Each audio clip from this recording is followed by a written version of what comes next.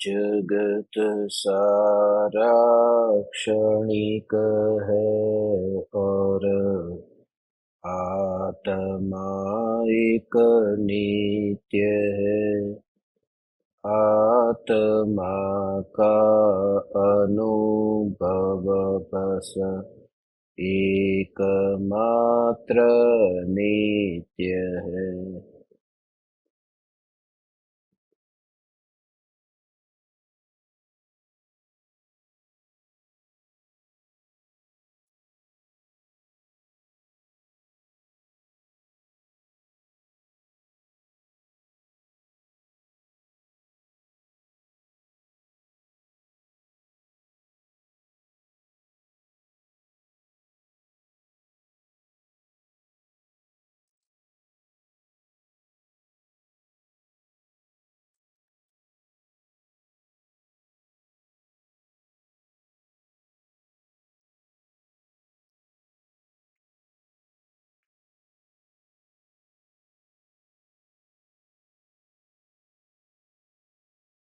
चैतन्य स्वभावी भगवान आत्मा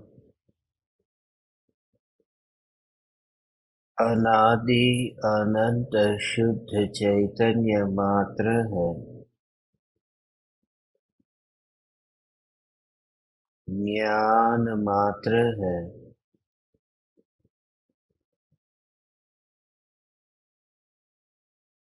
मैं शुद्ध चैतन्य मात्र ज्ञान मात्र भगवान आत्मा हूँ।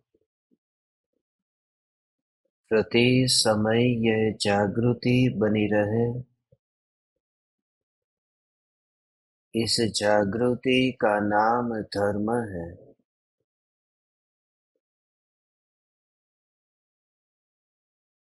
देह की प्रत्येक क्रिया के काल में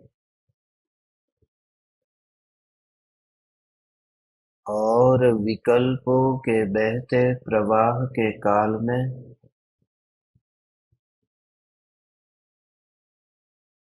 ज्ञानी को प्रति समय जागृति रहती है कि मैं चैतन्य तत्व इस देह की किसी भी क्रिया में और विकल्पों के बहते प्रवाह में कहीं भी मिला नहीं हूँ। ऐसा शुद्ध चैतन्य तत्व मैं हूँ।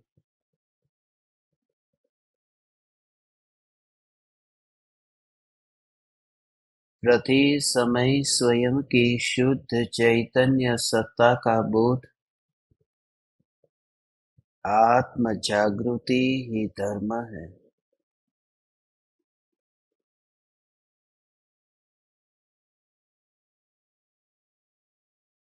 चैतन्य तत्व की स्व-संवेदन प्रत्यक्ष निर्विकल्प अनुभूति होते ही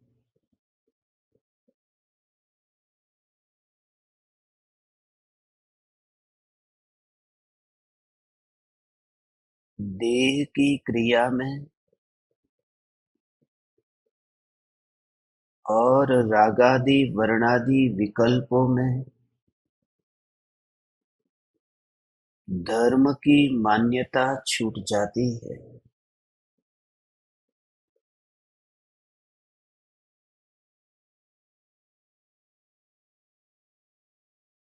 विकल्प मात्र को एक श्रेणी में देखता है।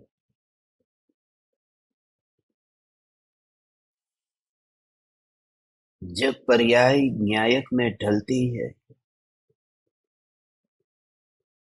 जब पर्याय न्यायक को जानने रूप परिणमित होती है, जब पर्याय द्रव्य से अभेद होती है, जहाँ बीच में कोई आवरण नहीं रहता, कि उस पर्याय में स्व संवेदन होने से उसे वंचित कर सके। उस निर्विकल्प अनुभूति में जहां ध्यान करने वाला और ध्यान में आने वाला ऐसा भेद ही नहीं रहता, इसलिए वहां विकल्प भी नहीं रहता।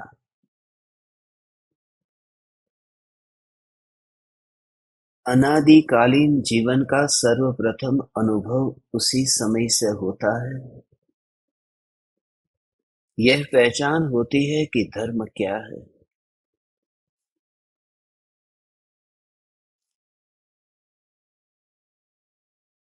देह तो सुमेरु पर्वत पर बैठा था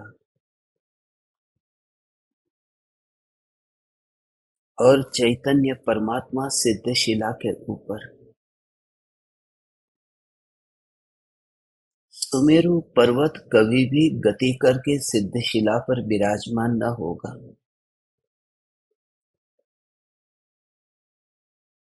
सिद्ध परमात्मा सिद्धशिला पर विराजमान होते हैं, सिद्धशिला को भी छूते नहीं है।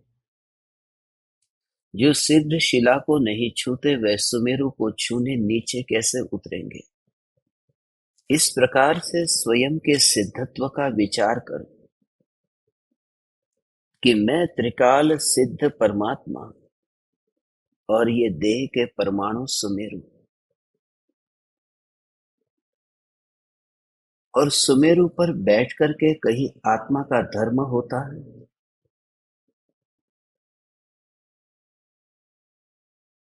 जहर पीकर के जीवन कैसे मिलेगा।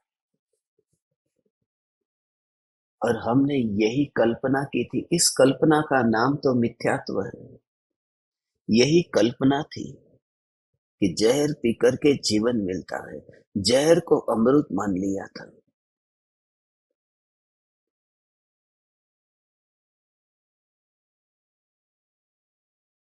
हे वितरागी परमात्मा, मैं आपकी भक्ति करता रहूं जीवन के अंत तक। जब अंतिम सांस चलती हो उस समय भी मैं आपकी भक्ति करता रहूं। हे वितरागी परमात्मा, अब रागियों का राग तो रहा नहीं है। अब इस जगत में कोई श्रेष्ठ दिखता है तो आप ही दिखते हैं। झुकने का कहीं मन होता है तो आपके अतिरिक्त ये मन, ये हृदय, ये मस्तिष्क, ये देह कहीं और झुकता ही नहीं है। क्योंकि आप ऐसे हो कि आप कहीं और झुकते नहीं हैं। जो कहीं पराये में झुकते नहीं है उनकी ओर झुकने का भाव आता है। जिनको मैं देखता हूं वे मुझे नहीं देखते, वे स्वयं को देखते हैं। अहोभाव आता है कि वे जहां देखते हैं वह कैसा उत्कृष्ट तत्व होगा, और वे मुझे ही नहीं, वे सारे जगत को नहीं देख करके उस तत्व को देख रहे हैं। और वह तत्व यहाँ विराजमान है। यहाँ विराजमान नहीं, उस तत्व के अतिरिक्त मेरा कोई अस्तित्व ही नहीं है, ऐसा अहोभाव आए। इस अहोभाव में अहोभाव आ जाता है। इस अहोभाव में जो धर्म की मान्यता है वह स्वरूप का अनुसंधान करने से वंचित कर देती है। इसलिए समस्त राग को एक श्रेणी में, इसलिए सात तत्व के जो भेद गए उसमें आश्रव और बंध भी है। फिर उसका विवेचन किया तो पुण्य का आश्रव, पाप का आश्रव, ये दो भेद बताए।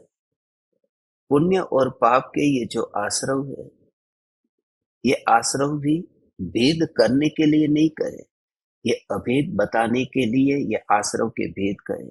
इसलिए नव तत्व कहते ही ये पुण्य और पाप, ये दो तत्व अलग से जोड़े हैं। तत्वार्थ सूत्र में सात तत्व कहे हैं, समय सार में नव तत्व कहे हैं। समय सार में तो पुण्य पाप अधिकार लिखा है। उसका गहराई से अर्थ तो ये किया है कि पुण्य पाप एकत्व द्वार, ये दोनों एक है, एक ही द्वार है, आश्रव के द्वार है। आज मुनिवर रामसी हमारी जो अनादिकालीन मिथ्या मान्यता है, उस मिथ्या मान्यता पर प्रहार कर रहे हैं, हमें समझा रहे हैं, क्योंकि सीधी तरह से हमारी समझ में आता नहीं है। बार बार ये समझाया कि राग का जो विकल्प है, ये राग का विकल्प धर्म नहीं है। देह की क्रिया है, ये देह की क्रिया धर्म नहीं है। ये मेरा बोलना और तुम्हारा सुनना, उसमें साक्षात तुम्हें दिखता नहीं है कि ये जड़ का परिणमन है।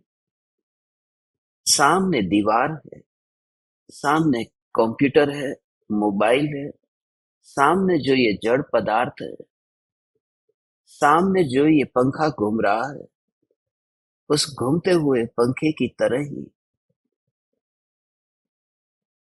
ये देह के परमाणु भी घूम ही रहे। ये एक जगह पर दिखाई नहीं देते, इसलिए अंतर नहीं लगता। खिड़की से बाहर देखते ही जैसे हवा चल रही है, ऐसे ही ये हवा को दूर देखता है। ज्ञान की अनुभूति करो, ज्ञान की अनुभूति करो कि ये नाक से भीतर जाने वाली, बाहर आने वाली, उस हवा में भीतर जाना और बाहर आना, ये भेद भी न रहे। जब हम कमरे में होते हैं, तब हम कहते हैं कि कोई भीतर गया, कोई बाहर आया। मगर जब आपकी दृष्टि में वह कमरा और बाहर के बीच में जो दीवार है, वह दीवार ही गिर जाए और व्यक्ति कोई चलता हो तो अंदर गया, बाहर आया, ऐसा भेद ही नहीं दिखता। सिर्फ गति दिखाई देती है कि वह व्यक्ति चल रहा है। मगर दीवार ही गिर जाए तो फिर क्या अंदर गया और क्या बाहर गया, बस वह गति होती है। ऐसे ही जब हम देह से अलग अपने को ज्ञान स्वरूप अनुभव करते हैं, उस समय ये सांसें चलती है, मगर सांस मेरे भीतर गई, सांस मेरे से बाहर आई, ऐसा दिखता ही नहीं है। पूरा देह पड़ा है, हवा हवा रूप परिणमित हो रही है, देह देह में पड़ा हुआ है।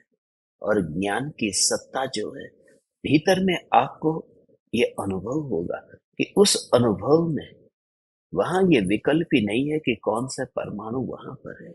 मात्र अनुभूति, मात्र अनुभूति, कोई विकल्प न आए, उसी का नाम स्वभाव का अनुभव है। परमाणुओं का अनुभव वहां होता नहीं है। वह अनुभूति इतनी गहरी होती है, वह अनुभूति इतनी गहरी होती है कि देह और विकल्प, उसका भी विकल्प वहां नहीं है। जैसे अग्नि की स्पर्शना होती हो, और अग्नि की स्पर्शना होते समय अब वह लकड़ी जो जल रही है, वह चंदन की है या फिर वह लकड़ी बबूल की है, कौन सी लकड़ी है, उस प्रकार का विकल्प ही नहीं आता। जैसे ही हाथ लगा और गर्म का अनुभव होता है, वहां पर चंदन है, वहां पर बबूल है, मगर विकल्प नहीं आता। यही बात समझने जैसी है कि जो ज्ञान अनुभव में आता है, उस अनुभव के काल में ये स्त्री का शरीर, ये पुरुष का शरीर, कोई विकल्प ही नहीं आता। मात्र अनुभूति ज्ञान की होती है, क्योंकि उष्णता जो है वह अग्नि का स्वभाव है, उष्णता चंदन का स्वभाव नहीं है, उष्णता बबूल का स्वभाव नहीं है, उष्णता अग्नि का स्वभाव है। उस तरह से ही अपने ज्ञान को अनुभव करो कि ये जो ज्ञान स्वभाव है, ये ज्ञान स्वभाव जिसका कार्य जानना है, स्त्री का स्वभाव जानना नहीं है, पुरुष का स्वभाव जानना नहीं है, ज्ञान का स्वभाव जानना है। और ये ज्ञान जो जानने रूप अनुभव में आ रहा है, इस अनुभूति में फिर देह कहीं नहीं। फिर ये विकल्प नहीं आता कि वह चंदन की लकड़ी कौन से वन जंगल में उगी थी, फिर उसका मूल्य कितना है, वह विचार नहीं आता। इसलिए वहां ये धारणा छूट जाती है, जो आज तक ये कहा ना कि पुरुष की पर्याय जो प्राप्त हुई है वह महापुण्य के उदय से। स्त्री का देह कितने पाप की होंगी, कितनी माया की होगी कि स्त्री का शरीर हमें मिला है। पूर्व के कर्म हम कम भोगते हैं कि ये स्त्री का शरीर मिला, कि जो निर्ग्रंथ मुनि होकर के जंगल में नहीं जा सकती। कैसे बुरे बुरे पाप के कर्म का फल ये स्त्री भोग रही है। मगर मैं उन स्त्रियों से ये कहना चाहता हूं कि बबूल की लकड़ी को हाथ लगा करके जब तुमने जलता हुआ अनुभव किया, बबूल का अनुभव ही नहीं होता, अनुभव अग्नि का होता है। और उस अनुभूति में ही पूरा वेदन है। स्व संवेदन जो कहते हैं वो स्व संवेदन, वो देह में नहीं है। स्व संवेदन है वो अंतर में, ज्ञान में है। वह चैतन्य की परिणति है, वह आत्मा का अंतर का परिणमन है, वह देह में नहीं है। इसलिए जो वस्तु वहां पर अनुभव में ही नहीं आती, अग्नि का स्वभाव अनुभव में आता है, बबूल का स्वभाव नहीं है। पर यही जागृति रहे तो धर्म की जो कल्पना देह की क्रिया से हुई है वह कल्पना छूट जाए। देह की जो क्रिया है वह देह की क्रिया कैसी भी हो, देह की क्रिया देह में होती है, उसका परिणमन उसमें होता है, उसी रूप वहां परिणमित होती है। और निर्विकल्प का अर्थ समझ में आया। अग्नि को छूते समय, अग्नि की स्पर्शना होते ही उस समय जो दर्द हुआ है, उस दर्द के काल में चंदन की लकड़ी इतनी मूल्यवान है, बड़ी मुश्किल से मिलती है। एक छोटा सा टुकड़ा भी यदि खरीदना हो तो कितने हजार चुकाने पड़ते। असली चंदन की बात कर रहा हूं। तो ऐसा सुख का भाव वहां पर आता ही नहीं है। जब हाथ लगा है तब जो दर्द हुआ है उस समय सुख कैसा, उस समय पूरे शरीर में झंझनाहट हो जाती है, पूरे शरीर में अनुभव होता है। छुआ है वहां पर एक छोटा सा, एक उंगली, उंगली ने वहां पर अग्नि को छुआ, मगर पूरा कि अरे मुझे गर्म का अनुभव हुआ। ये जो झंझनाटी की मैं बात कर रहा हूं, निर्विकल्प अनुभूति के काल में जब पर्याय पूरे त्रिकाल ध्रुव चैतन्य के असंख्य प्रदेशों में प्रसर जाती है, फैल जाती है, अंदर जाकर के जब पूरे द्रव्य में अभेद हो जाती है, एक झंझनाटी हो जाती है। वह झंझनाटी पुद्गल की नहीं है, वह झंझनाटी है एक अपूर्व अनुभूति की। वह झंझनाटी है देह से हट जाने की, वह झंझनाटी है शरीर से उठ जाने की, वहां पर निर्विकल्प होने की वह झंझनाटी है। हे ज्ञान दीपक, हे चैतन्य परमात्मा, इसी प्रकार से अभ्यास करने पर देह की क्रिया में धर्म की मान्यता छूट जाती है। देह की क्रिया में जो धर्म की मान्यता है, तब फिर मुनिवर राम से यहाँ ये कहते हैं, जब ये देह की क्रिया में धर्म की मान्यता इस प्रकार की है कि मैं हाथ जोड़ता हूं, अब बैठे बैठे ऐसा लगेगा कि ये व्यक्ति प्रार्थना कहाँ कर रहा है।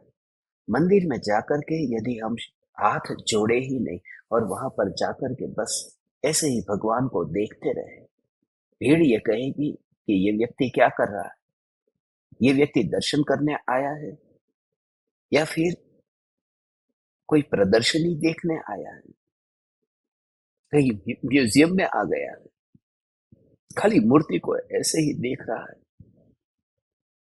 दुनिया इस तरह से देखेगी। दुनिया ये देखेगी कि जो पाप और पुण्य ये देह की क्रिया से ही हो रहा है। कोई व्यक्ति हाथ जोड़े बिना भी भगवान की मूर्ति को देखता हो तो भी उसमें परमात्मा स्वरूप का उसे अंतर में दर्शन होता हो, तो वह व्यक्ति धार्मिक है। हाथ न जोड़े तो भी चलेगा, मगर ये बात बहुत कठिन लगेगी क्योंकि हम समाज में रहते हैं, हम अज्ञानियों की भीड़ में रहते हैं। इसलिए अज्ञानियों की भीड़ में कोई एकाध ज्ञानी आ जाए, वह ज्ञानी अज्ञानी जैसा लगता है, वह ज्ञानी मूर्ख लगता है, क्योंकि बहुमत अज्ञानियों का है। इसलिए मैं आप ज्ञान दीपकों से ये कहता हूं, तुम्हारा देह किसी भी अवस्था में, इसी तो हमने रात्रि में ध्यान का प्रयोग रखा है। यद्यपि वह प्रयोग अभी हमारा हो नहीं पा रहा है, क्योंकि हम दोनों एक साथ में मिल नहीं पा रहे। उस समय हमारा दोनों का मिलना बहुत जरूरी है कि उस प्रयोग के बाद में मैं भी सो जाऊं और तुम भी सो जाओ। मगर अभी होता है उल्टा, तुम सोने की तैयारी करते हो और मैं यहाँ उठता हूँ। मैं सोने की तैयारी करता हूँ कि तुम वहां उठते हो। मगर मेरा ये कहना है कि देह की क्रिया में जो एक कल्पना की है कि बस इसी तरह से ही बैठो, थोड़े यदि तुम हिल गए डोल गए तो धर्म कैसे होगा।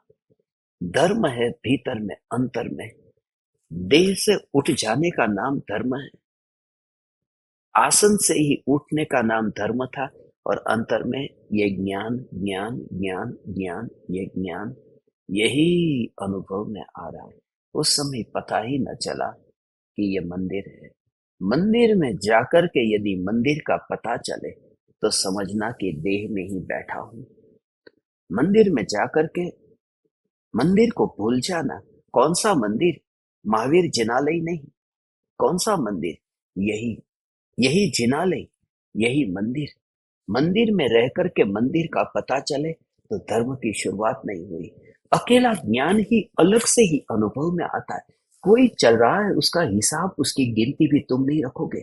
तुम जब अंतर में अनुभव करते हो तब रास्ते पर चलते समय कोई चल रहा है, मगर वह मैं नहीं हूं, क्योंकि वहां उतरा नहीं हूं। ऐसा तुम्हें अनुभव होगा, उतरा नहीं हूं। मैं कहा वहां उतरा, कंधे पर थैला लेकर के, आत्म सिद्धि शास्त्र का बोझ लेकर के चलने में थकान नहीं लगती है। इतने ढेर सारे शास्त्र उठा उठा करके थकान नहीं लगती है। ऐसा प्रश्न मुझे कल किसी ने पूछा।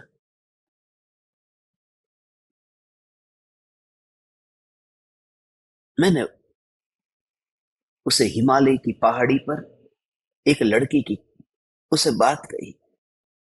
एक लड़की थी, हिमालय के पहाड़ चढ़ रही थी, और पहाड़ी लड़की, उसका भाई भी पहाड़ी,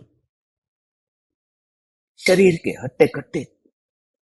मगर उसका जो भाई था, छोटा भाई, उस छोटे भाई को कंधे पर उठा करके वह लड़की पहाड़ चढ़ रही थी। और उसको किसी ने पूछा कि अरे लड़की, ये तेरा भाई इतना मोटा हट्टा कट्टा, उसे तू उठा करके लेकर जा रही है, तुझे थकान नहीं लगती, बोझ नहीं लगता?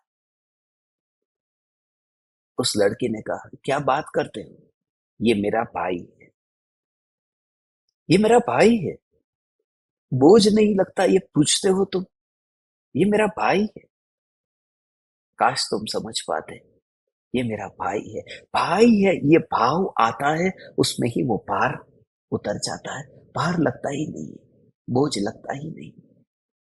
इसलिए मैंने उस ज्ञान दीपक से कहा, जिनके साथ मेरी मीटिंग हो रही थी, ये आत्म सिद्धि है। तुम पूछते हो भार नहीं लगता, ये आत्म सिद्धि है। और उससे भी उत्कृष्ट ये बात है, ये आत्म सिद्धि है, ऐसा नहीं।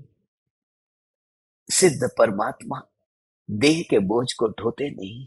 तो सिद्ध परमात्मा जो देह के बोझ को ढोते नहीं, वे सिद्ध परमात्मा देह के बोझ को ढोते नहीं, तो आत्म सिद्धि के बोझ को कैसे ढोए?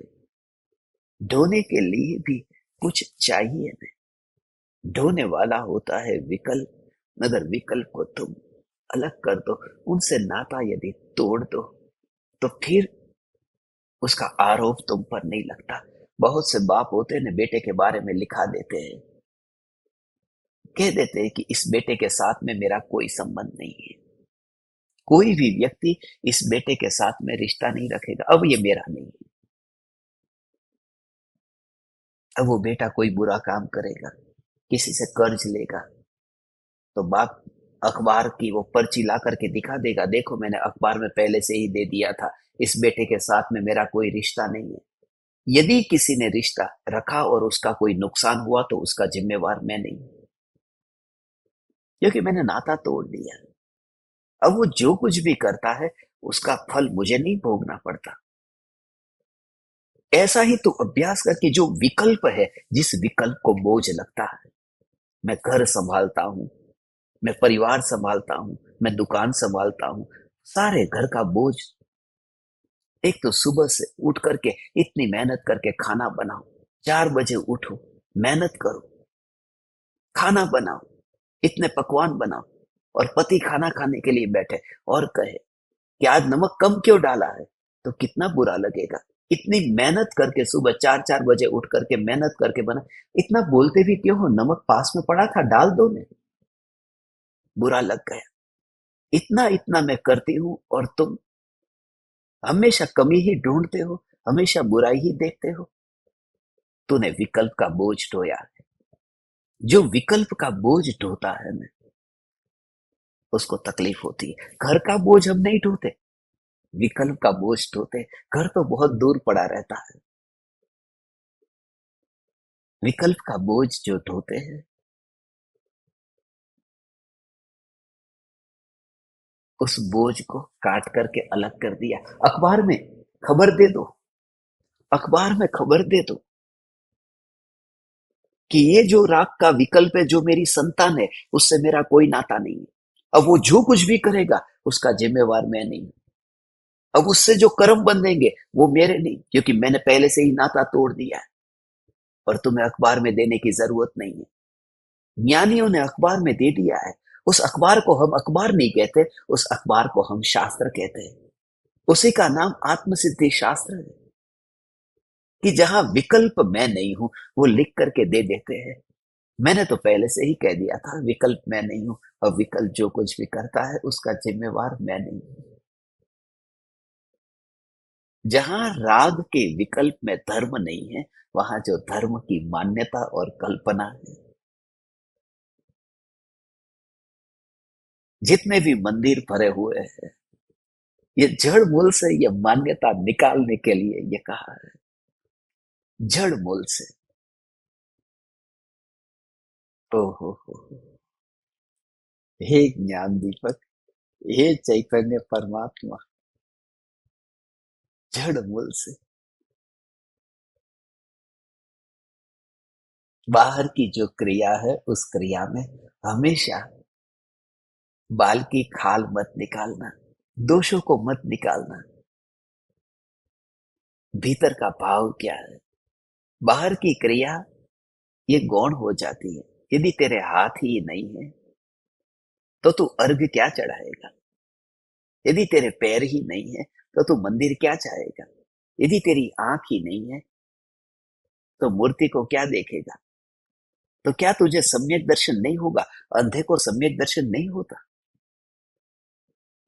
अरे अंधा तो अधिक सुपात्र हो जाता है, क्योंकि जहां आंख से शक्ति जो रूप को देखने में खर्च होती थी, देखते हैं ना, हम अंधे को अंधा नहीं कहते, सूरदास कहते हैं।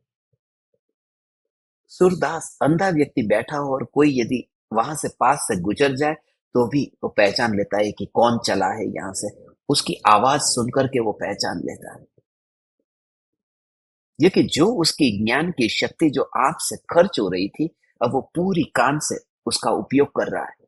इसलिए वो संगीत के विशेषज्ञ हो जाते हैं जो अंधे होते हैं। और मैं तो ये कहता हूं, आंख से जो शक्ति खर्च हो रही थी वह बंद हो गई। अब कान से भी बंद हो जाए तो बहरे भी हो जाओ। तुम्हारी पांचों इंद्रियों से जो शक्ति खर्च हो रही थी वो वहीं पर ही रुक जाए। बाहर जाती हुई तो वो शक्ति फिर अंतर में खर्च होती है। इसलिए अंधा हो, बहरा हो, इसलिए शरीर अशक्त हो, इसलिए बुढ़ापा आया हो, इसलिए अब तू पलंग से उठ नहीं पा रहा हो, तो भी तू निराश मत होना। क्योंकि देह की क्रिया के साथ में इस धर्म का संबंध नहीं है। देह की क्रिया कैसी हो ऐसा नहीं, देह की क्रिया जो हो रही है उस क्रिया में मैं नहीं हूं, बस ये जागृति परम धर्म है। धन्य भागी है वह जीव जिसे ये जागृति और जागृति का अभ्यास अभी शुरू हुआ है। शुरुआत तो की है ने, प्रयोग तो प्रारंभ किया है ने। भगवान की मूर्ति के सामने जाकर के जो पूजा करता है, भगवान की भक्ति करता है और धर्म मानता है। कल जो एकेंद्रिय की बात की थी, वनस्पति की बात की थी, फूल की पत्ती को जो तोड़ता है, वनस्पति की पत्ती को जो तोड़ता है, कितनी हिंसा होती है, उसे भी कितना दर्द होता है। हम बैठे हैं, जरा विचार करो, हमारे बाल को कोई खींच ले, वो कहता है मैं तुझे तो कुछ नहीं करता, मैं तेरे शरीर को थोड़ी ना काट रहा हूं। कल मैंने कहा था ना कि भिंडी और ग्वार को तो हम खाली उसको निकाल देते, मगर फिर भी उसमें वेदना तो होती ही। भले उसके पौधे को हमने जड़ मूल से नष्ट नहीं किया, मगर उसकी वेदना तो होती है। ऐसे ही है जैसे हमारे बाल को कोई खींचता हो और हमें दर्द होता है। और ऐसा धर्म कि जिसमें किसी के प्राण को पीड़ा पहुंचती हो, वह धर्म किस बात का, वह धर्म किस काम का, जिसमें किसी के प्राण को पीड़ा पहुंचती हो। इसलिए मैं उन परमात्माओं को याद करता हूं जिन्होंने बिना फूल चढ़ाए भी धर्म किया, और मैं उन सभी पापियों को भी याद करता हूं जो मूर्तियों को फूलों से सजा देते हैं और उसमें धर्म की मान्यता से अपना जीवन बर्बाद कर देते हैं। देखते हैं ना भगवान की मूर्ति पर इतने फूल चढ़े होते हैं। बोले हम इतनी सब्जी रोज खाते हैं, इतने जीवों की हिंसा होती है, हम इतनी हिंसा तो करते हैं। जब हम इतनी हिंसा करते हैं तो थोड़े फूल हमने चुन लिए, उसमें हिंसा हो गई, क्या फर्क पड़ता है? फर्क पड़ता है। पाप के क्षेत्र में हिंसा हो तो माफ है, मगर धर्म के क्षेत्र में भी यदि हिंसा हो तो छुटकारा कहां से होगा? कोई व्यक्ति दुकान खोल करके वहां पर झूठ बोले तो माफ है, मगर कोई व्यक्ति मंदिर में बैठ करके भी झूठ बोले तो वो अपराध है। कोई व्यक्ति घर बनाए और घर में फिर स्त्री को भोगे तो हम उसे बुरा नहीं कहेंगे, मगर कोई मंदिर में भोगों को भोगे तो बुरा कहेंगे कि ये ठीक नहीं है। तो जो धर्म का क्षेत्र है, उस धर्म के क्षेत्र में भी हिंसा, तो फिर अहिंसा कहां होगी? इसलिए हमारी सारी भक्ति, सारी पूजा एकेंद्रियों से होती है। इसलिए हम पृथ्वी काई को, हम पत्थरों में भगवान की मूर्ति बनाते हैं। मैं ये नहीं कहना चाहता बनाओ या न बनाओ, मैं तो ये आपको विचार करने को कहता हूं कि जो ज्ञान स्वरूप है, जो चैतन्य स्वरूप है, जीवन भर उस पत्थर में से बनी हुई मूर्ति के सामने ये देह झुकता जाता है, मगर मरते समय तक उस भाव को यदि न ग्रहण कर पाए तो फिर कहाँ धर्म हुआ? फिर उनमें और हम में अंतर क्या? जिसने बकरे को भी चढ़ा दिया था, कोई काली को बकरा चढ़ाता है, कोई अल्लाह को बकरा चढ़ाता है, कोई बहुचर माता जी हो तो उसे मुर्गा चढ़ाता है, कोई मोमाई माता जी हो तो उसे ऊंट चढ़ाता है। ये सब चढ़ाते हैं। खास करके वो लोग ये कहते हैं कि जिनका जो वाहन होता है वो उसे चढ़ाए तो माता जी खुश हो जाती है। बहुचर माँ है ना, उनका वो बोले मुर्गा है, तो मुर्गा चढ़ाओ तो वो माता जी खुश हो जाती। उस माता जी को खुश करने के लिए उसका वाहन चढ़ाना पड़ता है। गांव में ऐसा लोग करते थे। और मैं हमेशा ये पूछता था उन लोगों से कि तुम्हारी बहुचर माँ ही हमेशा नाराज हो जाती है, काली माँ ही नाराज हो जाती है, कभी अम्बा माँ नाराज नहीं होती? मगर अंबा माँ नाराज हो जाए तो शेर चढ़ाना पड़े, और शेर को चढ़ाने जाए तो खुद ही चढ़ जाए। हमारी वही माताजी नाराज होती है जिसके नाम पर हमें इंद्रिय विषय के सुखों को भोगना है। धर्म वह नहीं है जहां किसी की हिंसा होती हो,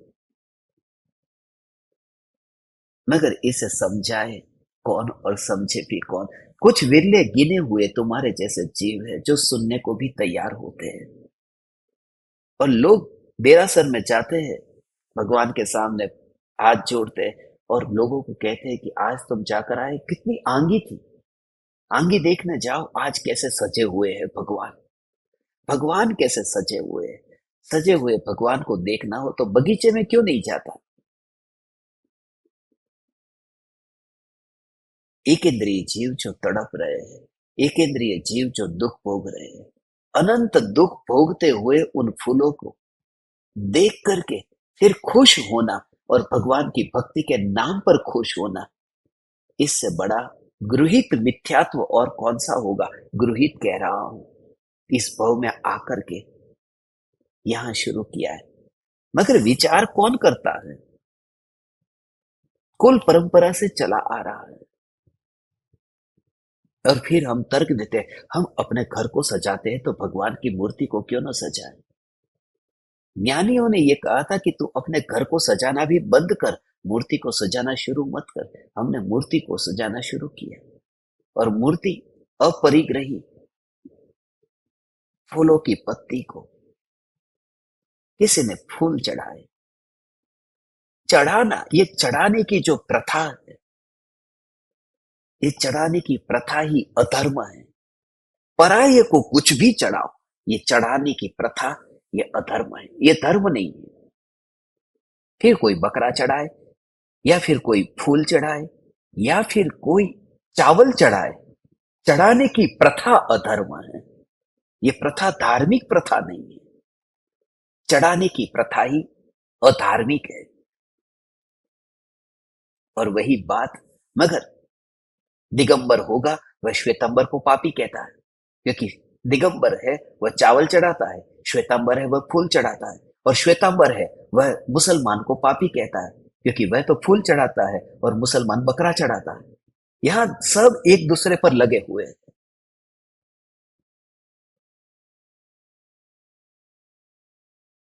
स्थानकवासी है, वो तो श्वेतांबर हो या दिगंबर हो, दोनों को अधर्मी और पापी कहता है। क्योंकि मूर्ति की स्थापना की, मूर्ति में भगवान को विराजमान किया, मूर्ति में भगवान थोड़ी ना होते हैं। वो किसी और को पापी सिद्ध करने में लगा और अपने को धार्मिक कहता है।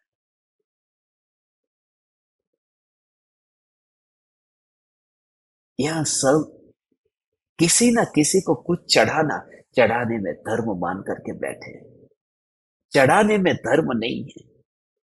जहां चढ़ाने का विकल्प भी न रहे, उसी का नाम धर्म है।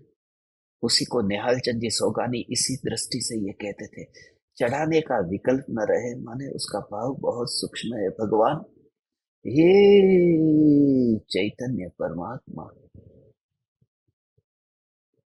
चढ़ाने का विकल्प न रहे, क्या अर्पण करूं, पूरी तरह से वहां पर, इसी तरह से, पूरी तरह से, पूरी तरह से, पूरी तरह से, वही वही वही वही, पूरी तरह से, ऐसा जैसे उसे कहा, पूरी तरह से पर्याय द्रव्य में प्रसर जाती है।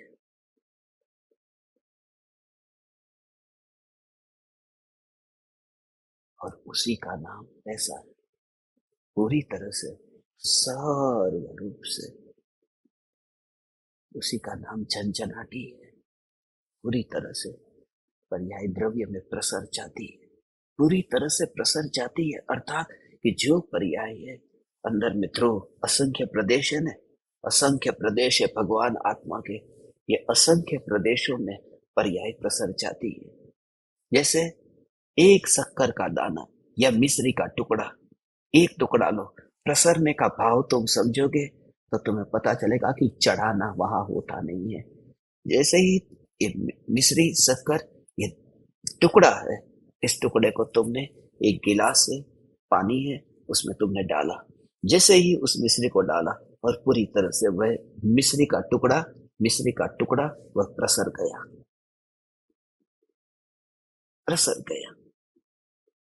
पानी है, उस पानी के अंदर तुमने थोड़ी, वहां पर रंग होता है ना, गुलाब का रंग, गुलाबी रंग की चाशनी होती है। अब थोड़ा तुमने उसके अंदर रंग डाल दिए, पानी में रंग डाला और रंग पूरा पानी में प्रसर गया। वो पानी कौन से रंग का हो गया? कि गुलाबी रंग का हो गया। वो पूरी तरह से फैल गया। जैसे रस पूरी तरह से फैल जाता है, जैसे वर्ण पूरी तरह से फैल जाता है माने प्रसर जाता है। और जब वो मिश्री अंदर गई और पूरी तरह से पानी में प्रसर गई, अब उस समय कोई तुमसे कहे कि उस मिश्री को तुम चढ़ा दो। परमात्मा को क्या चढ़ाओगे? मिश्री चढ़ाओगे। तुम कहोगे मिश्री कहां पर है मिश्री? क्योंकि जो मिश्री थी वो रही नहीं है। वो रही नहीं है माने उसका अस्तित्व तो रहा है, मगर वो प्रसर गई है। तो जब वैसी दशा आज नहीं तो कब आएगी? जब ऐसी दशा, जब पर्याय पूरे द्रव्य में प्रसर जाती है। असंख्य प्रदेशों में ये भगवान आत्मा की पर्याय ये प्रसर जाती है। उस समय कौन सी मूर्ति, कौन से परमात्मा, कौन से महावीर भगवान, कौन से आदिनाथ भगवान और कहां पर मैं क्या चढ़ाऊं? क्योंकि चढ़ाने वाला ही चढ़ गया, दूसरे को मारने वाला ही वहां पर मर गया। अब कौन मारने चाहे? वही नहीं रहा। उसी का नाम ध्यान है, उसी का नाम झंझनाटी, उसी का नाम अनुभव है। पूरे में उसकी स्वतंत्रता वहां पर अलग से रहा नहीं। हाँ, इसी को ही कबीर ने कहा है, बुंद समानी समुद्र में। कबीर ने ये लिखा, बुंद समानी समुद्र में। मगर ये शुरुआत में लिखा था, फिर बाद में कबीर ने बात पलट दी। शुरुआत में ये लिखा था बुंद समानी समुद्र में, और अंत में ये लिखा समुद्र समाना बुंद में। बुंद सागर में समा गई और फिर कहा सागर ही बुंद में समा गया। बहुत सूक्ष्म बात है ये। बुंद का सागर में समा जाना, ढूंढने जाओ तो बुंद मिलती नहीं है, समा गई, मगर वो बुंद यदि खोजने जाओ तो वहां पर है। वो समझ में भी आ सकता है कि बुंद समुद्र में समाए तो कहीं ना कहीं तो होगी, मगर ये बात कैसे समझ में आए कि समुद्र समाना बुंद में? उसी के लिए अलिंग्रहण का 18वां, 19वां और 20वां बोल है। ये बहुत सूक्ष्म बात है कि बुंद के अंदर समुद्र पूरी तरह से समा जाना, पर्याय के अंदर पूरा द्रव्य समा जाना। पूरा द्रव्य कहाँ आया? अनुभव में कहाँ आया? कि पर्याय में। कहां पर? पूरी तरह से ऐसा अंदर में समा जाना। ये बात ऐसी है कि पर्वत बहुत विराट है भगवान, पहाड़ बहुत विराट है और आंख बहुत छोटी है, मगर पूरा पहाड़ है वो आंख में समा गया। वो ऐसा ही है, पर्याय बहुत छोटी है मगर एक समय की पर्याय में पूरा द्रव्य समा गया। समुद्र समाना बुंद में, ये बहुत सूक्ष्म बात है। समुद्र समाना बुंद में। कौन समझे इस बात को? कठिन लगता है, बहुत कठिन लगता है, क्योंकि ये बात बुद्धि के स्तर से ऐसे पकड़ना चाहे तो नहीं पकड़ में आ सकती। बुद्धि के स्तर से ऐसे गणित से ये समझ में ही नहीं आ सकती। हेरत हे सखी, रया कबीर हिराई, बुंद समानी समुद्र में, सोकत हेरी जाई। ये कबीर ने पहले लिखा था, क्योंकि पहली पहली बार कबीर को ये अनुभव हुआ था। लिखने में चूक हो जाती है, आदत पुरानी थी लिखने की, इसलिए चूक हो गई थी। मगर फिर कबीर ने आगे की पंक्ति में लिखा, हेरत हे सखी, रया कबीर हिराई, समुद्र समाना बुंद में, सोकत हेरी चाय। ये असली बात आई। समुंद समाना बूंद में, सोकत हेरी चाय। समुंद है वह बूंद में समा गया है। ये पर्याय में ही पूरा द्रव्य समा गया है। ऐसा ये और उसी समय वरना वरना अतीन्द्रिय आनंद वो पर्याय भोगती कैसे? अतीन्द्रिय आनंद भोगती कैसे? कि उसमें ही वो पूरा द्रव्य समा गया है। इसी समय की पर्याय में वहां पर ओ ओ ओ इसी तरह से पूरे पूरी तरह से पूरा बस ओ हो हो हो हो वहां पर पर्याय परिपूर्ण है। एक समय की पर्याय परिपूर्ण है। पर्याय तो परिपूर्ण है।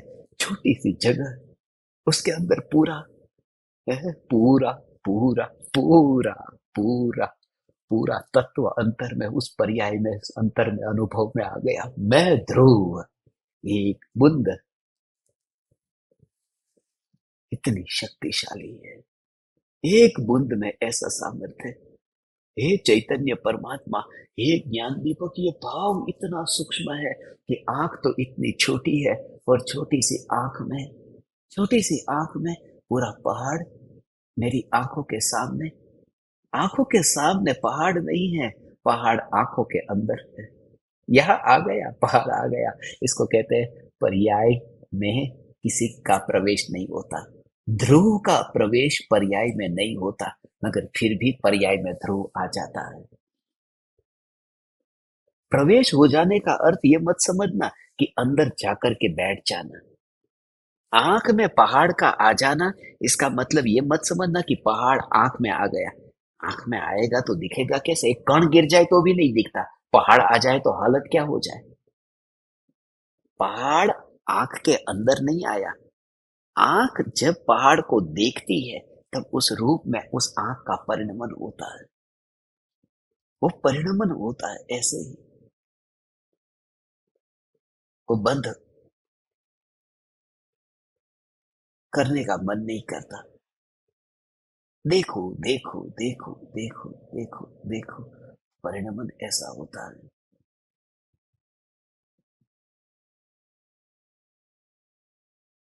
परमात्मा को देखो, परम कृपालु देव को मैं देखूं, परम कृपालु देव को मैं देखूं, परम कृपालु देव को मैं देखूं। परम कृपालु देव के दर्शन दर्शन दर्शन दर्शन दर्शन करते करते यही भाव आता है। आंख बंद करने का मन नहीं करता, पलक झपकाने का मन नहीं करता, क्योंकि जितनी देर के लिए मेरी आंख बंद रही, उतनी देर मैं परम कृपालु देव के दर्शन करने से वंचित रहा। उतना समय मेरा दर्शन के बिना रहा। कल मैं यहाँ साउथ अमेरिका में उतरते ही पहले ही ये विचार आया, कृपालु देव की तस्वीर को देख रहा था।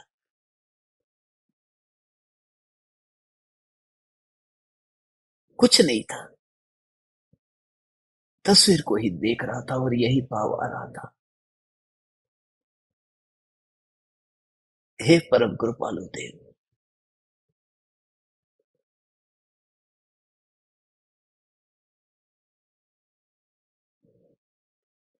जितनी देर के लिए पलक झपक गई, उतनी देर के लिए अदर्शन हो गया, उतनी देर के लिए आपका अनादर हो गया, अविवेक हुआ, आपका मैंने घात किया। आप सामने हैं और मैंने आंखें झुका दी, मैंने पलकें झुका दी। उतना समय व्यर्थ में गया।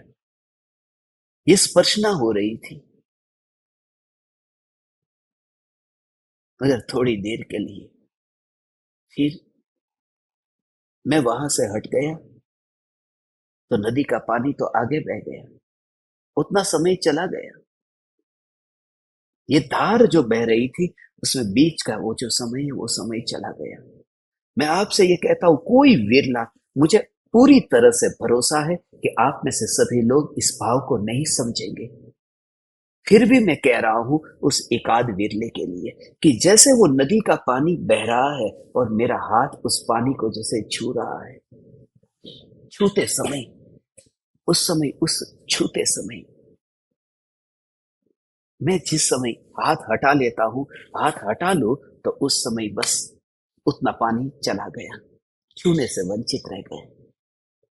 ये जो धारा चलती है, ये तो पराये के दर्शन की बात की, ये तो कृपालु देव की तस्वीर की बात की, तस्वीर की बात की।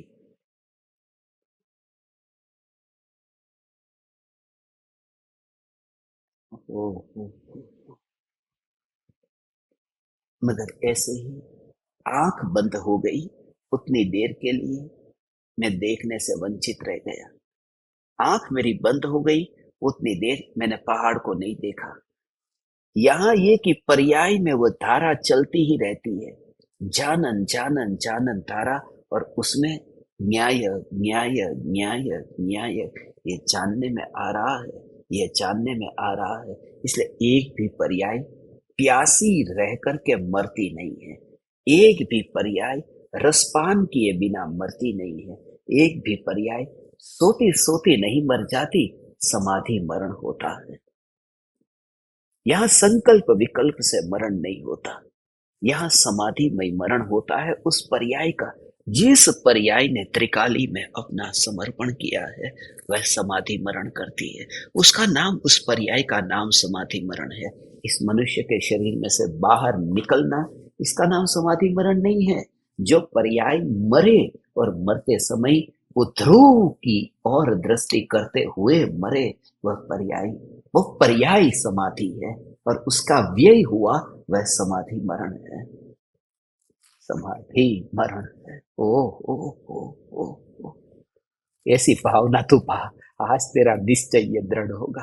अंतिम घड़ी में अपने बेटों से कह देना, कोई झंझट न करे समाधि मरण की। समाधि मरण का भाव ये है कि वह पर्याय बस उस बूंद में समुद्र समा गया हो, वह बूंद में समुद्र समा गया हो। बस कटोरा छोटा सा था, कटोरा, कटोरे में, पात्र में पानी भरा हुआ था, छोटा सा कटोरा। और चांद कितना बड़ा है, ये पृथ्वी बड़ी है, ये चांद तो और भी बड़ा है। कितना बड़ा, वो तो यहां से हम देखते हैं बहुत छोटा दिखाई देता है, चांद तो बहुत बड़ा है। मगर छोटे से कटोरे में पानी भरा हो और चांद का प्रतिबिंब उस छोटे से कटोरे में भी आ जाता है कि नहीं, प्रतिबिंब पड़ जाता है। उसके लिए चांद जितना पात्र बड़ा नहीं चाहिए। मैं ये कहता हूं छोटी सी पर्याय है, एक समय की पर्याय है, मगर एक समय की पर्याय में विराट चैतन्य प्रतिबिंबित हो जाता है। वो जो चैतन्य चैतन्य चैतन्य चैतन्य चैतन्य, उस चैतन्य का पूरा अंतर में वो पर्याय पूरी आनंद आनंद आनंद। इसलिए तेरी शिकायत मर जाती है, शिकायत ही मिट जाती है कि जिंदगी बहुत अल्प है भगवान, जिंदगी अल्प है। और इस अल्प जीवन में, इस अल्प जीवन में मैं कैसे धर्म करूं? जीवन बहुत अल्प है, मैं धर्म कैसे करूं?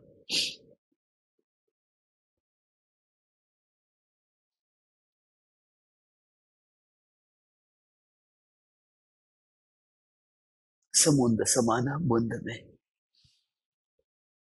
मेरी तो मरने की घड़ी आ गई, बुढ़ापा आ गया, अब शरीर में वह शक्ति ही नहीं है, अब पूरी जिंदगी खत्म हो गई, अब धर्म कैसे करूं?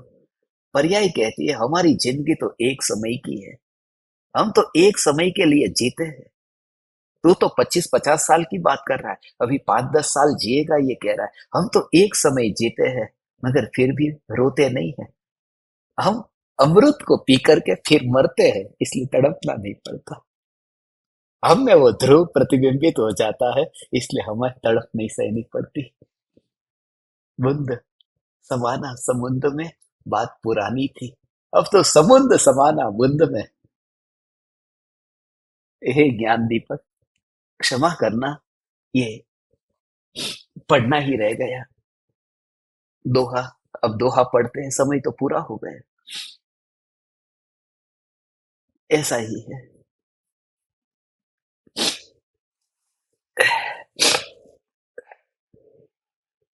159।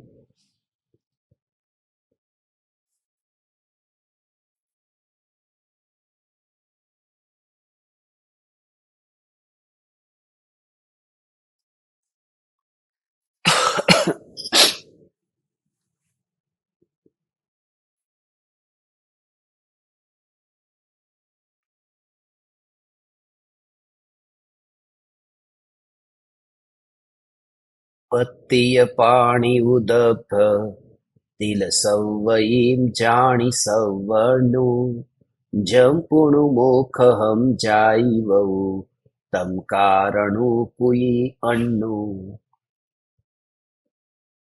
पत्ता, पानी, दर्भ, तिल, इन सबको तू सवर्ण जान। फिर यदि मोक्ष में जाना हो तो उसका कारण कोई अन्य ही है, ऐसा जान। ब्रैकेट में है, पत्ते, पानी आदि वस्तु देव को चढ़ाने से मुक्ति नहीं मिलती, मुक्ति का कारण अन्य ही है। ये कहते हैं हमारी जो भूल होती है कि मुक्ति का कारण कोई और है। जो हम पत्ते चढ़ाते हैं, खास करके उस समय ये बहुत चल रहा होगा, पीपल के पत्ते को पूजा के लिए उपयोग करते हैं ना, और पीपल के पेड़ की पत्ते को शुभ मानते हैं। वड़ के ऊपर धागा बांध करके वड़ की पूजा करते हैं, एकेंद्रिय की पूजा करते हैं। तो इस तरह से सभी में नदी की पूजा करते हैं तो जलकाई की पानी की पूजा करते हैं, धूप जला करके उसे भी पूज्य कहते हैं। और फिर वनस्पति है तो वनस्पति में भी तरह तरह के फूल तोड़ करके फिर वो चढ़ा करके उसमें भी धर्म की मान्यता, धर्म की कल्पना करते हैं। पृथ्वी का एक में मूर्ति तो आ ही गई, तो पृथ्वी का ही, जल का ही, अग्नि का ही, अग्नि में भी, अग्नि को भी शुभ मान करके, ऐसा कि अग्नि को साक्षी मान करके, अग्नि देवता को साक्षी मान करके अग्नि को देव मानते हैं और फिर उसकी पूजा करते हैं। तो एकेंद्रिय आदि को आधार बना करके कोई यदि धर्म को करता है तो वह ठीक नहीं है, क्योंकि ये सब वर्ण वाले हैं। सवर्ण, सवर्ण का अर्थ यह है कि जो रूपी है, जो पुद्गल है, उसकी ये बात है। ये सब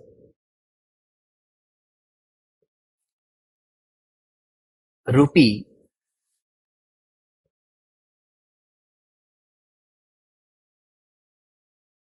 मोक्ष में जाना हो तो उसका कारण कोई अन्य ही है। हम्म।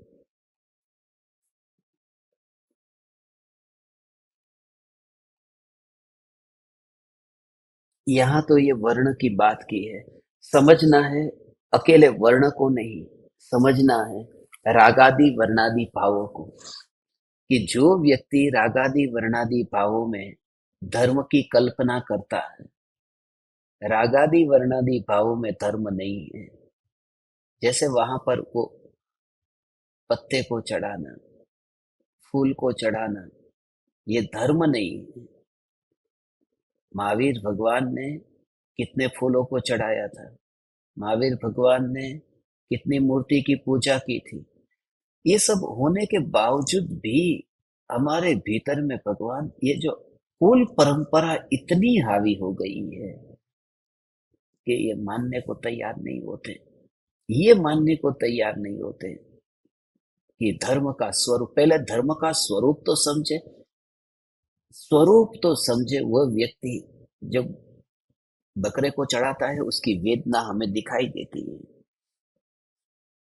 हम अक्सर वही वस्तु, आज इस दुनिया में ऐसा ही हो रहा है, जो व्यक्ति अपने अपने भगवान को जो जो चढ़ाता है ना, वो उसी वस्तु को चढ़ाता है जिस वस्तु को वह खाता है। बकरे को खाने वाला बकरा चढ़ाता है, चावल को खाने वाला चावल चढ़ाता है, पानी को पीने वाला पानी जल चढ़ाता है। जिसका जिसका हम उपयोग करते हैं, उपभोग करते हैं, हम उन्हीं पदार्थों को भगवान के सामने चढ़ाते हैं। हमारी सबकी डेफिनेशन अलग अलग है।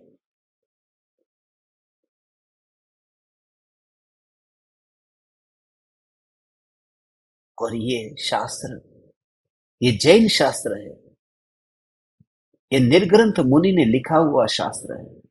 ये मुनिवर राम सिंह का शास्त्र है, और मुनियों के लिए नहीं लिखा था, हमारे लिए लिखा गया शास्त्र है।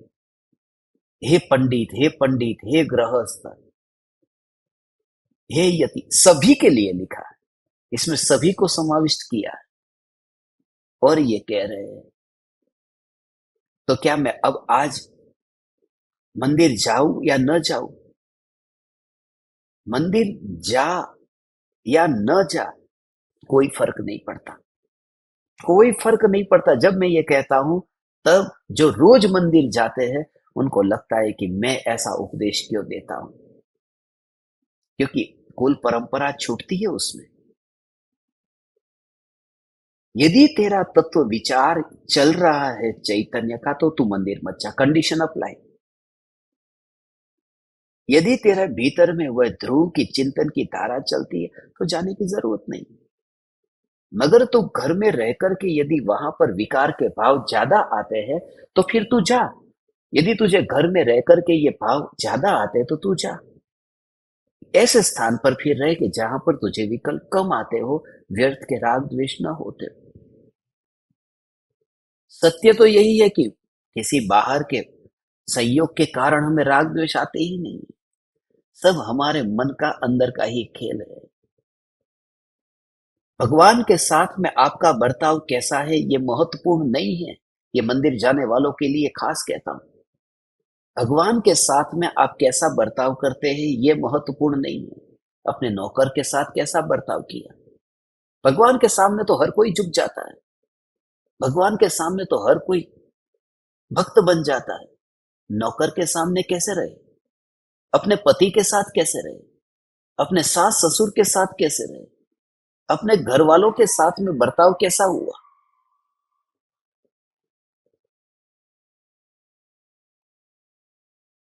भगवान हमें हमारे अहंकार को चोट नहीं पहुंचाते। इसलिए भगवान के सामने जाकर के हमने हाथ जोड़ा, वंदन किया, पूजा भक्ति की।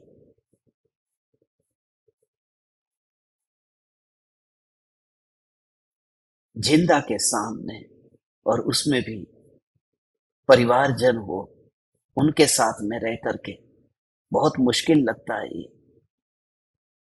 स्वीकार कैसे हो? हे ज्ञान दीपक, आज सबसे महत्वपूर्ण, ये पत्ते पत्तियां उसकी ज्यादा झंझट में मुझे नहीं पड़ना है कि तू पानी चढ़ाता है, जल चढ़ाता है, कुएं का पानी है। अब कुआं कहाँ मिलता है? कुआं मिलता है तो कुएं के अंदर, उसके लिए मैंने कहा था ना, कुआं मिलता है, कुएं का पानी शुद्ध है या अशुद्ध है, कुछ भी पता नहीं। बाहर की बाहर के साधनों का अवलंबन लेकर के जो भी भक्ति करेंगे, उसमें कुछ भी ठिकाना नहीं होगा। तुमने तो कहा कि कुआं तो शुद्ध है, मगर अंदर मरा हुआ मेंढक पड़ा होगा, तुमने देखा तो नहीं। गुजराती में एक कहावत है, જોયાનું નામ देखવાનું नाम ઝેર છે। જોયાનું नाम ઝેર है। देखा तो पाप लगता है, नहीं देखा तो ठीक है, तो माफ है। तो बाहर के क्षेत्र में भले हमें नहीं पता चला, मगर पाप हुआ हो, वहां पर मेंढक मर गया हो, वहां कीड़े मरे हुए पड़े हो, हमने जो बाल्टी से पानी उठाया, अंदर कोई जीव जंतु मरे हुए पड़े हो, हमारी बाल्टी में नहीं आए। तो जो बाहर की भक्ति है, उसमें कहीं ना कहीं भूल होने की संभावना है। मगर भीतर की जो भक्ति है, उसमें कोई भूल होने की संभावना नहीं है, क्योंकि वहां पर्याय द्रव्य में प्रसर जाती है, वहां पर दोषी मर जाता है।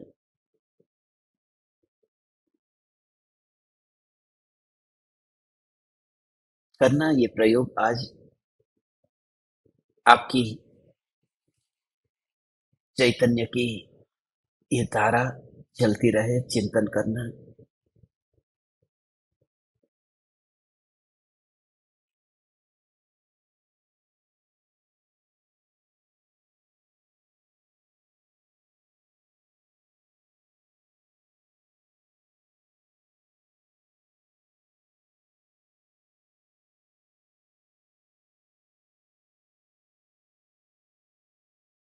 पूरी तरह से एक समय की पर्याय का सदुपयोग करना।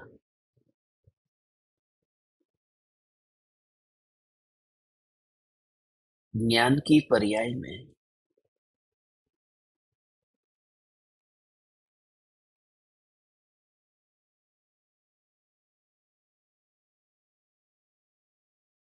एक समय के जानने रूप परिणमन में पूरा ध्रुव तत्व समा जाता है, उसी को कहते हैं पर्यायी ही द्रव्य में प्रसर गई है और झंझनाटी हो गई।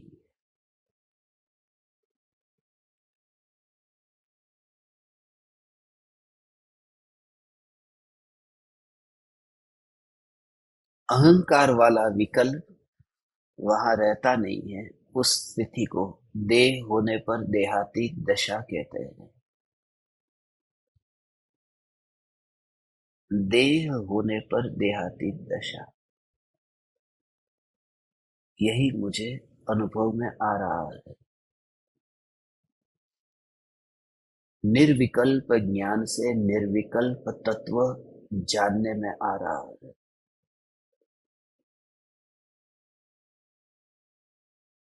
यही मैं हूं।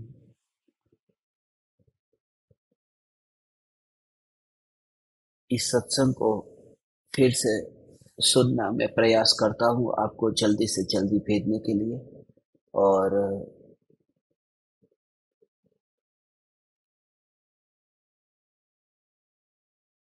कल अभी थोड़े दिन के लिए आपको सभी को रात को, आधी रात को जगना पड़े, शायद 10 बजे रात को, 11 बजे भी रात को, तो तैयारी में रहना, क्योंकि अब तो इतना टाइम डिफरेंस है और मैं चाहता हूँ कि जो दिन यहाँ पर हो वही दिन वहां पर हो। इसलिए इतना पक्का है कि आपकी सुबह से लेकर के दोपहर के 1 बजे, 12 बजे, 1 बजे तक कोई सत्संग नहीं होगा। इतना पक्का है। तो आपको जो काम करना है वो 1 आध बजे, 2 बजे से पहले ही कर देना सुबह के। और दोपहर के बाद में आपके 1 आध 2 बजे के बाद में ही अपन सत्संग रखेंगे, जब भी समय मिलेगा और इंटरनेट मिलेगा। आज इंटरनेट भी नहीं मिल रहा था, फिर भी कहीं व्यवस्था करके फिर आके आपको वादा किया था तो यहाँ आया हूँ। बस आप परमात्माओं को प्रणाम। चैतन्य चैतन्य चैतन्य।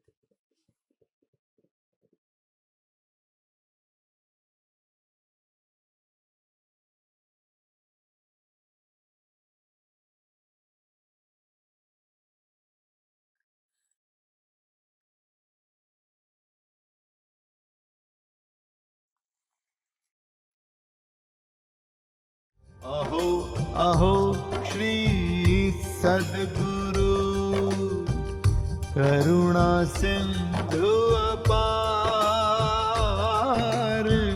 इस पामर पर प्रभु किया अहो अहो उपकार,